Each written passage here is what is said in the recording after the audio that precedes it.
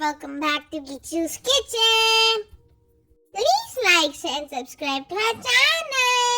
இன்னைக்கு ஒரு சூப்பரான மேரேஜ் ஸ்டைல் ரசம் எப்படி பண்ணுன்னு பார்க்கலாம். இன்னைக்கு நம்ம ஒரு வித்தியாசமான ஒரு ரசம் எப்படி வைக்கிறதுன்னு பார்க்க போகிறோம். அதுவும் கும்பகோணம் ஸ்பெஷல். கல்யாண வீட்டிலலாம் ரசம் எப்படி வைக்கிறதுன்னு பார்க்கலாம். ஆக்சுவலாக ரசம் நம்மளோட இம்யூன் சிஸ்டமை டெவலப் பண்ணும். நீங்களும் டெய்லி கொஞ்சமாவது ரசம் எடுத்துக்கணும். இப்போ எப்படி பண்ணுறதுன்னு பார்க்கலாம் வாங்க. இதுக்கு தேவையான பொருள்: பருப்பை நல்லா தண்ணியாக வேக வச்சு தண்ணியோடு வச்சுருக்கேன். அப்புறம் புளி தண்ணி நல்லா கரைச்சி வச்சுருக்கேன். தக்காளியை கட் பண்ணி வச்சுருக்கேன். மஞ்சள் பொடி, சாம்பார் பொடி, அப்புறம் மிளகு, ஜீரகம். அதுக்கப்புறம் இதுக்கு ஒரு மசாலா அரைக்கணும். அதுக்கு தேங்காய், பச்சை மிளகாய், கருவேப்பிலை, கொத்தமல்லி அதெல்லாம் எடுத்து வச்சுருக்கேன். அப்புறம் தாளிக்கிறதுக்கு வரமிளகா, கருவேப்பிலை, கடுகு, ஜீரகம், பெருங்காயம், கொஞ்சம் கீ வச்சுருக்கேன், உப்பு, எண்ணெய் தாளிக்கிறதுக்கு. ஃபஸ்ட்டு இதில் மசாலா, ரசத்துக்கு வேண்டிய மசாலா அரைச்சிக்கலாம். ஃபஸ்ட்டு தேங்காய், பச்சை மிளகாய், அதுக்கப்புறம் கருவேப்பிலை, கொத்தமல்லி, அப்புறம் ஜீரகம், மிளகு இதெல்லாம் கொரப்பாக அரைச்சிக்கலாம்.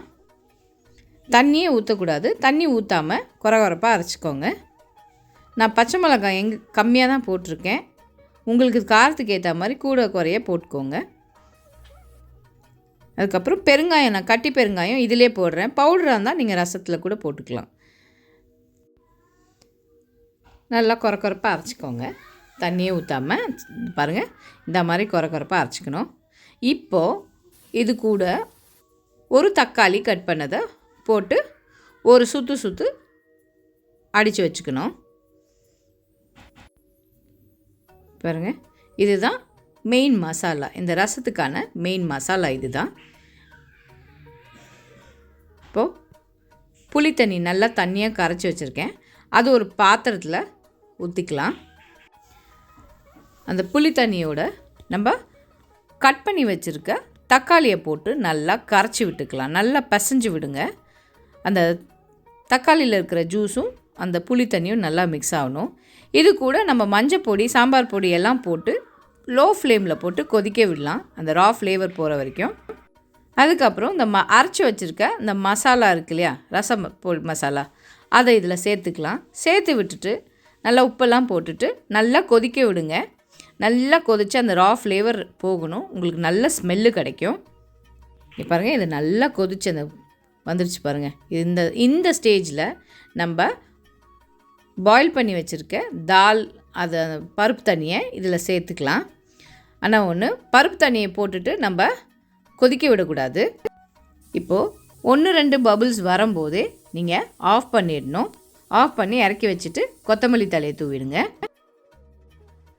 இப்போது 1 டேபிள் ஸ்பூன் அந்த கீயை அதில் ஆட் பண்ணிவிட்டு நம்ம இதுக்கான ரசத்துக்கான தாளிப்பை ரெடி பண்ணிக்கலாம். கடுகு, ஜீரகம், வரமிளகா, கருவேப்பிலை அதை தாளித்து இப்போ அந்த ரசத்து மேலே போட்டுருங்க. அவ்வளோதாங்க, கமன்னு வித்தியாசமான டேஸ்டியான ஒரு கல்யாண வீட்டு ரசம் ரெடி ஆயிடுச்சு. அதுவும் இந்த குளிருக்கு இந்த மாதிரி சுட சுட ரசம் சூடான சாதத்தில் போட்டு சாப்பிட ரொம்ப ஃபேண்டாஸ்டிக்காக இருக்குங்க. இந்த ரசத்தை நம்ம அப்படியே கூட குடிக்கலாம். ஹோப் இந்த வீடியோ உங்களுக்கு பிடிச்சிருக்கோன்னு நினைக்கிறேன். நீங்களும் ட்ரை பண்ணிவிட்டு உங்கள் கமெண்ட்ஸை ஷேர் பண்ணுங்கள். See you soon with another interesting recipe. Eat healthy, stay healthy. Bye. ரொம்ப டேஸ்டியாவே இருந்தது ஃப்ரெண்ட்ஸ். உங்களுக்கு இந்த வீடியோ பிடிச்சிருந்தா மறக்காம லைக் பண்ணுங்க, ஷேர் பண்ணுங்க, சப்ஸ்கிரைப் பண்ணுங்க.